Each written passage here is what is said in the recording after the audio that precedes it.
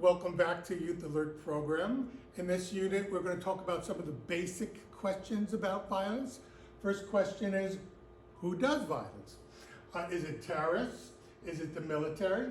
Is it gangs, family, police, kids? The truth is, they're all capable of doing violence. But what we have discovered is that youth do half of all the violence in the world, just within 12 years, ages 12 to 24. Half of all the violence in the world by youth. But you know who does the other half? Are us adults. From ages 25 to 65. It takes us longer to do it, 40 years, but adults do half the violence and youth do half the violence. That is why we think an adult-youth equal partnership is the best way to reduce violence. Because neither one is fully responsible, neither one is in a position to tell the other what to do. We have to face this problem combinedly, equally, adults and youth. So no matter how hard it is, we have to keep the communication going between us adults and you youth. Again, this is from the CDC Centers for Disease Control, again outlining what violence is done by adults and what's done by youth. Peer violence is done by both. Violence, bullying, gang-related, both adults and adolescents. Suicidal behavior, both the same, adolescents and adulthood. Child maltreatment, more towards youth and young adults. Intimate partner violence, more by us adults. Teen dating violence, of course, more by youth. And sexual violence is equal among adults and youth. Elder abuse is more older. Adults are more, do it more, probably because we're caretakers. But again, you'll see that adults and youth really do have the violence each. What we focus on youth. Why? Our slogan is world peace through youth peace. There's a couple of reasons why. First, because violence is so condensed in the 12 years, it's really an emergency. We have to do something right away. We have to do an intervention. And you really can't have a war without youth. You know, youth are our present and our future, so it makes sense for us to focus on youth and as well as adults. Now, who does violence? That's a question we get a lot. And Youth Alert believes that it's really just us humans now doing violence to each other. It's not lions, tigers, and bears. And although there are lots of people who protect, promote, and produce violence, we're really just interested in the people that produce the violence, because that causes the most damage. And we have determined, Youth Alert, that only 7% of males are violent. Only 7%. When we say that to some people, they mean 97%. No, 93%. 93% of men are already peaceful, and only about 2% of women. So unfortunately, us guys are 3 times more violent than women. But it's only a tiny number, 7% of males, 2% of women. But why does it feel like it feels much higher than that? Because the same 7% of guys do violence over and over and over and over until they feel like they're 93%. But in reality, it's really just what my principal told me when I was in high school. I didn't believe him, but he says it's really just a few ruining it for everybody else. That is the exact nature of violence, a few ruining it for everybody else. Now, why do they do it? Why do 7% of guys, 2% of women do violence and ruin the whole world for everybody else? Well, let's see what the experts have to say. This is the American Academy of Child and Adolescent Psychiatry.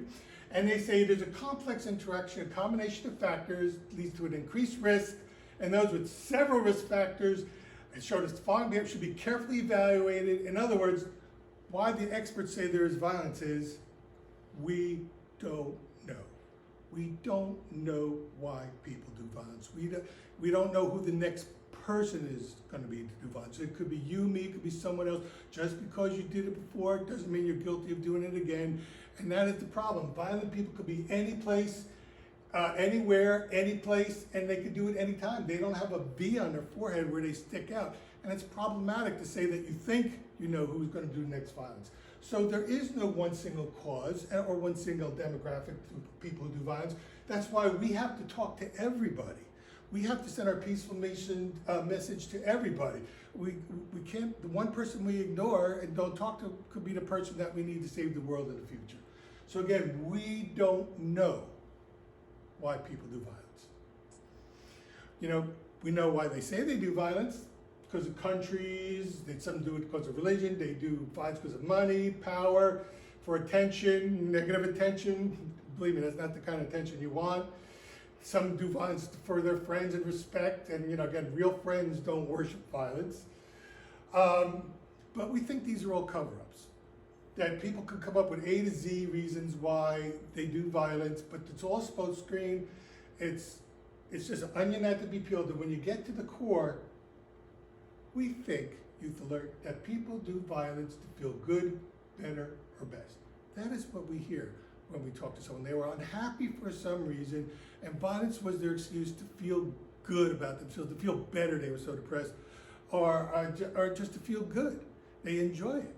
So that is because of feelings. We think it is just personal satisfaction, you know, an emotional reason, immediate gratification. We really think violence is pure selfishness, because we think people do it to feel good, better, or best. You know, violence we think is a primal instinct. You know, it's a natural instinct. It exists in millions of other species. You know, and violence, we much needed violence to survive. That was probably a time, but now we need not to do violence to survive. So violence does not equal survival. It's only survival counts. Survival is the name of the game. It is all youth's job to survive, and violence in today's world does not equal survival.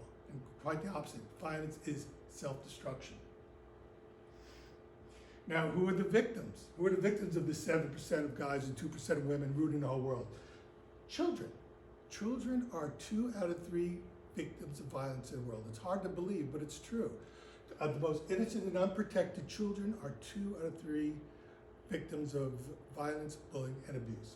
And of course, there's gender violence, violence against women, girls, mothers, sisters, daughters. It's rampant. 1 out of 3 women in the world report being sexually harassed. Partners, domestic violence.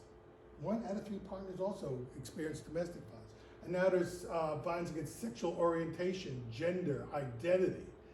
You know, there's a lot of talk about domestic violence, and of course we want to reduce domestic violence, but there's consent is what we really need to do is focus on dating violence, because dating violence is the start of sexual violence.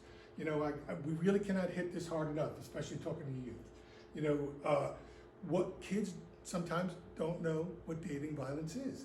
You know, if your partner checks your phone, constantly puts you down, extremely jealous, explosive temper, isolating you, makes false accusation, mood swings, physically hurts you, possessive, tells you what to do, you know, then this is called dating violence. If we want to eliminate sexual violence, we must be super focused on teen dating violence, you know, so it doesn't escalate. People are just not as familiar with dating violence as they are with sexual violence. And I've been in many classrooms where I've seen kids crying and what's wrong, had a fight with their boyfriend, had a fight. It's quite prevalent. We must spend a lot more attention, a lot more education and training and skills on teen dating violence. But again, journalists can be victims of violence, presidents can be shot, popes been shot, sports can be shot. The bottom line is, you could be the next victim of violence. Nobody has any immunity. Nobody has any special fear. You know, and again, violence is bad pain, and violence, that's as real as it gets when you feel bad pain. No one is safe. Everyone is equally at risk. You or nobody else has any immunity. You can't be in denial. Violence is not a joke, and violence is not a game. I mean, so many kids have said, don't worry, it's not going to happen to me. That's when I really get worried, because nobody knows everything that is known or unknown. And you can be the next victim of violence.